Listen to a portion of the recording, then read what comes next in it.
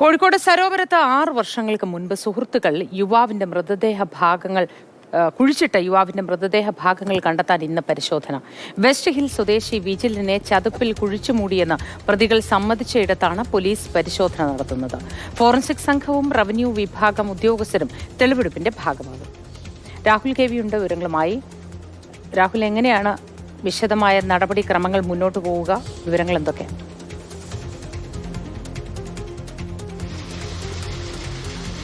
Moti, good morning. ഈ കേസിനെ സംബന്ധിച്ച് ഏറ്റവും നിർണായകമായ ദിവസമാണ് ഇന്ന്. വിജിലിന്റെ മൃതദേഹ ഭാഗങ്ങൾ, അവശിഷ്ടങ്ങൾ കണ്ടെത്തേണ്ടതായിട്ടുണ്ട്. അതും ചതുപ്പ് നിലത്തിലാണ് 6 വർഷം മുൻപ് കുഴിച്ചുമൂടിയതായി സുഹൃത്തുക്കൾ സമ്മതിച്ചത്. ഈ സ്ഥലത്തേക്ക് പോലീസ് ഇന്ന് 6 വർഷങ്ങൾക്ക് ഇപ്പുറം പരിശോധനയുമായി എത്തുകയാണ്. ഫോറൻസിക് റവന്യൂ ഉദ്യോഗസ്ഥരുടെ കൂടി സാന്നിധ്യത്തിലാണ് പരിശോധന നടത്തുക.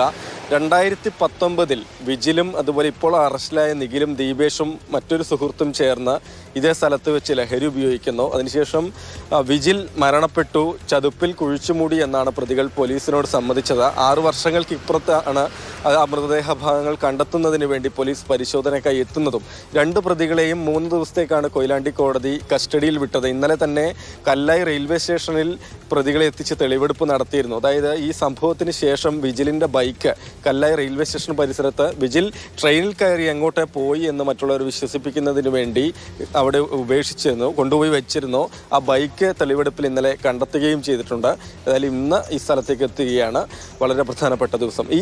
ഈ മരണത്തിന് ശേഷവും കുഴിച്ചുമൂടിയതിന് ശേഷവും ഈ സുഹൃത്തുക്കൾ സാധാരണ എന്ന വണ്ണം വിജിലിന്റെ വീട്ടിലേക്ക് എത്തിയിരുന്നു. വിജിലിന്റെ രക്ഷിതാക്കൾ ചോദിച്ചപ്പോഴൊക്കെ ഇത് സംബന്ധിച്ച് കൃത്യമായി ഒന്നും അറിയില്ലെന്നുള്ള മറുപടിയൊക്കെയാണ് പറഞ്ഞിരുന്നത്. അപ്പോൾ തന്നെ കുഴിച്ചുമൂടി ദിവസങ്ങൾക്കിപ്പുറം സ്ഥലത്ത് ഇവർ പരിശോധന നടത്തുകയും ചെയ്തിരുന്നു. ആ സമയത്ത് തല മുകളിലേക്ക്, ചതുപ്പിൽ നിന്ന് മുകളിലേക്ക് വന്നതായി കാണുകയും കൂടുതൽ കരിങ്കല്ലുകൾ ഇട്ട് അത് മറച്ച് വെക്കുകയും ചെയ്തിരുന്നു. മാസങ്ങൾക്ക് ഇപ്പുറം തന്നെ സ്ഥലത്തെത്തി അസ്ഥിഭാഗങ്ങൾ ചിലത് ശേഖരിച്ച് കടലിൽ പറയുന്നവർ സുഹൃത്തുക്കൾ എന്നിവരെ വിളിക്കാമോ എന്ന് തന്നെ നമുക്ക് സംശയമാണ്. അവർ ആ വീട്ടുമായി സഹകരിച്ചു എന്നതാണ്. മാതാപിതാക്കളെ പറഞ്ഞു പറ്റിക്കുകയും ചെയ്തു. ഇത്രയും കാലം ഈ കൊലപാതകം നടത്തി എന്നതിലേറെ വേദനയായി എനിക്ക് തോന്നുന്നത് അതാണ്. ഈ വീട്ടുകാരെ ഇത്രയും കാലം പറഞ്ഞു പറ്റിച്ചു എന്നത്.